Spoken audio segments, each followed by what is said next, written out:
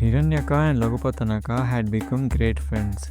They had long conversations, shared food with each other, always helped each other, and never left one another alone.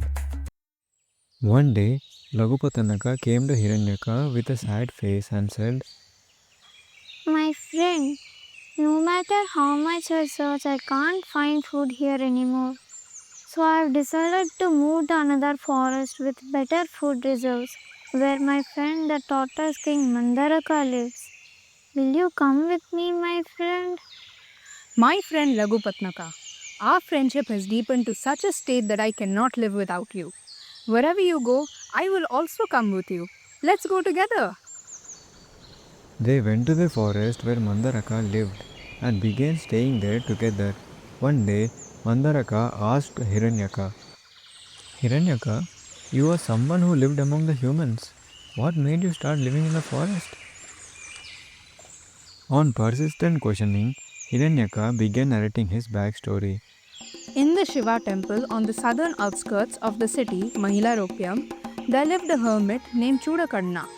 Every day, he went out into the city to receive alms. When he came back, he would store the leftovers up so high that the rats could not reach them. Then he gave those stored leftovers to the poor people who came to clean and decorate the temple every day. One day, some of my relatives came to me and complained. Oh, Hiranyaka, the hermit living in the temple stores all the leftovers so high that we are unable to reach them and feed ourselves. Please help us, Hiranyaka. Accompanied by my relatives, I went there every day and knocked down the store food so we could feast on it. One day, the hermit discovered what we were doing. He brought a bamboo stick and started knocking the bowl. That noise used to scare us, and we would wait the whole night for him to stop striking it. But the hermit never stopped. One day, a hermit named Brihat visited Chudakarna. Chudakarna received his guest with great respect and did whatever he could to make him happy. During the night, Brihat narrated the tales of his travels. But since Chudakarna was busy scaring the mice, he did not pay much attention. This eventually made Brihat angry. Chudakanna, you are not paying attention to what I say. I can no longer consider you my friend. I will leave right now and seek shelter elsewhere. The elders have always said that you must not accept the hospitality of a host who does not welcome you gladly, does not offer you a proper seat, and does not inquire about your well being. Status has gone to your head. You do not care for my friendship anymore. Do you not know that this conduct will take you to hell? I am truly sorry for what has become of you. You have grown vain and proud. I am leaving this temple at once. Oh, my friend Beer, please quell your anger. The reason I am unable to pay proper attention to your narration is that a mouse comes here every day. No matter how high I keep the bowl of food, it always knocks it down and eats everything. As a result, I am unable to feed the poor people who come to clean and decorate the temple. To scare him away, I must keep striking the bowl with a stick all night. Brihat, understanding the problem, asked Chudakarna. Do you know where the mouse lives? No, why do you ask? That mouse must have a lot of food stored somewhere, giving him the strength to keep knocking the bowl and stealing food. When human earns wealth, it gives them confidence and strength. There's an explanation for everything in this world. That is the reason Chandelier once tried to exchange Askud sesame seeds for degraded ones. Who is Chandili? And what is the story of the sesame seeds? One day, I went to a Brahmin house to help him with a ceremony. In return, the kind Brahmin gave me food and took good care of me. One day during my stay, I overheard what the Brahmin was saying to his wife.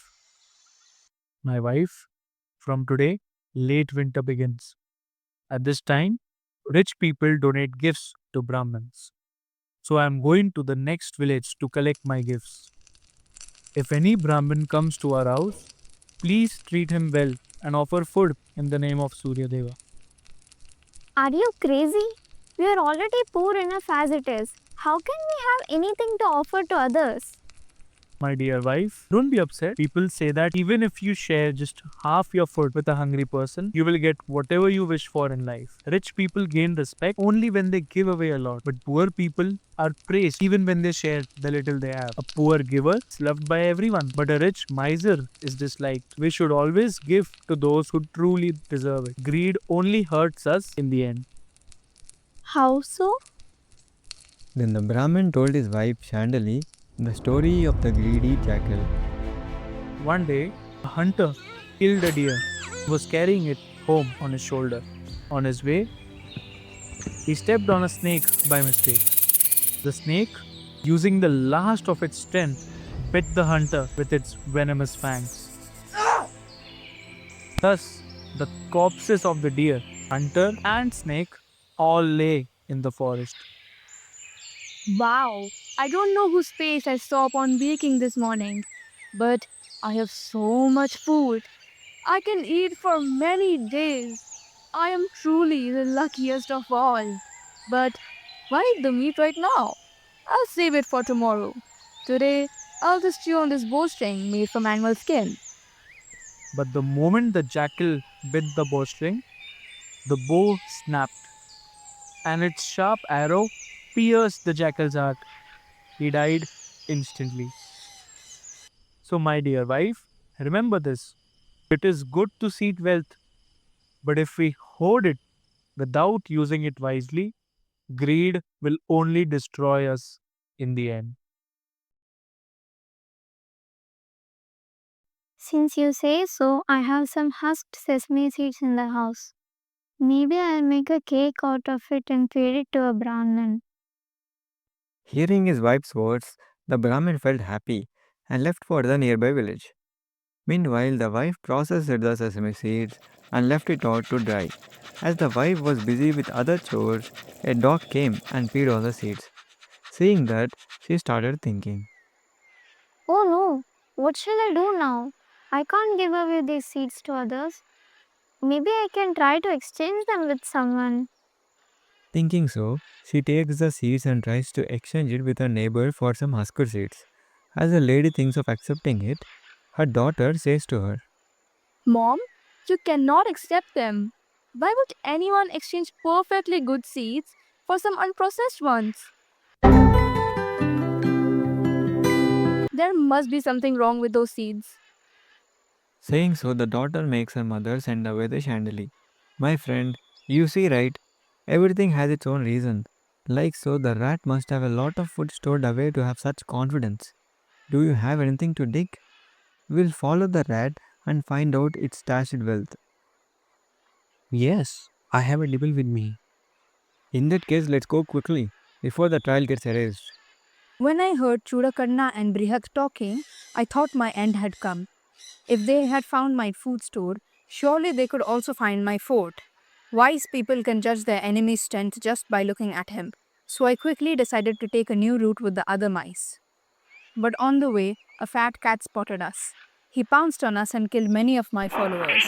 Only a few managed to escape. They ran back to the fort, leaving behind a trail of blood. Brihat and Chudakarna followed the trail and found my food storage. They emptied it completely. Here is the secret of Moses' strength. Now you can sleep peacefully. They carried all my food to the temple. When I returned to the place where my food once was, it looked like a desert, with no food left. My heart was filled with sorrow. Somehow, I dragged through the night. At dawn, I went to the temple with the few mice left with me. Hearing our noise, Chudakarna began banging the food bowl with the bamboo stick again. Brihat asked why he was doing that, and Chudakarna explained that we had returned. Don't worry, friend. The mouse has lost his power. He can't trouble you anymore. I became furious and tried to leap at the food bowl, but I fell to the ground before reaching it. My sadness grew worse when I overheard my own followers whispering that I was no longer strong enough to feed them. They said that they should stop serving me. At that moment, I realized the true importance of wealth. Without riches, even a leader is abandoned. I decided to somehow steal the food back from Churakarna. But when I tried again, the visitor noticed me and struck my head with the bamboo. I barely managed to escape.